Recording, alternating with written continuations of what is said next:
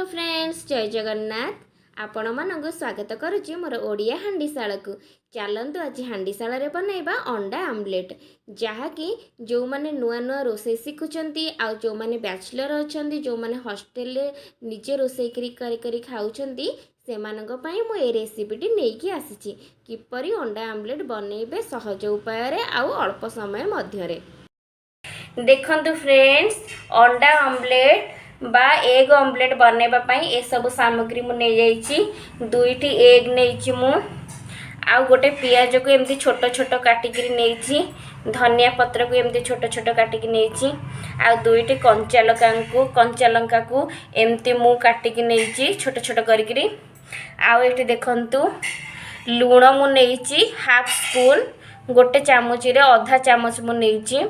आउ ये देखंतु हलदी भी आधा चामच नैची लंका भी अल्प नैची आउ ये नैची चिकन मसाला चलतु एबे मु केमिति एग ऑमलेट प्रस्तुत करी आपण मानकु देखाइबी देखंतु प्रथमे गोटे प्लेट नहीं जाइए आग मु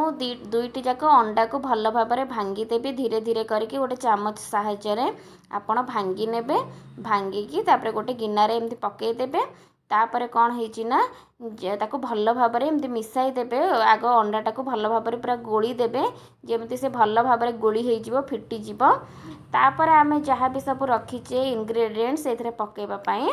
से सब जिनस पकईबा जहाँकि आमर पियाज कंचा लंका धनिया पत्र ये सब आम पकाई नबा तापर आमर जो रखीचे लूण हलदी आउ लंका गुंड आउ चिकेन मसला ताकू भी सब पकाई नबा एबे ताकू भल भाव आम फेंटी नबा गोलई नबा जमती सब जिनिस गुड़ाक भल भाव मिसीज गोलई हो देखंतु एमती चामच साहाय्य ताकू भल भाव फेंटी नहीं जिबे गोलई नहीं जिबे एबे चलतु जीवा आम एग ऑमलेट प्रस्तुत करवा देखो मु गैस ऑन करदेली गैस उपरे मु गोटे तावा बसईदेली तावा को टिके गरम हवा पाई देबे देखंतु तावा एबे भल भाव गरम हो जाइए एबे मु सेथरे जेतिके आवश्यक तेल मु एबे सेइथरे पकाई नेली प्रथमे टिके चेक करि नेबे तेलटी भल भाव गरम होइछि कि नहीं देखंतु तेलटी भल भाव गरम हो सारी एबे मु जो बैटरटी रखी एग रो जो बैटरटी सबू जिनस जो मिसेक रखी ताकू एबे मु तावा उपरे भल भाव धीरे धीरे करके एबे मु पकईदेली देखंतु मु चारिआडे की केमती स्प्रेड कर दउछि चामच साहाय्य रे एबे मु ताकू तार लीड माने ता ढांकुणीटा घोड़े देबी आउ ताकू ना सब बेले सीम जाल रे देखंतु मु पूरा सीम रे एबे रखीची पूरा सीम जाल रे आकू कुक करिवे जदि अंडाटी को जदि मीडियम किंबा हाई फ्लेम रे कुक करिवे ना से कौन हम भितरटा कंचा रही ऊपर जो ऊपर पोर्सनटा ना पूरा जलीज पूरा पोड़ीज तेणु मु पूरा हल्का करकिना मु सीम जाल रे मुझे करुच्ची देखंतु गोटे गोटे पाख होइछि कि नहीं मुझे ना चेक कर नौची सी आउ टिके कुक हम एबे देखंतु मु आउ टिके ढांकुणीटा को घोड़े नहीं जाउची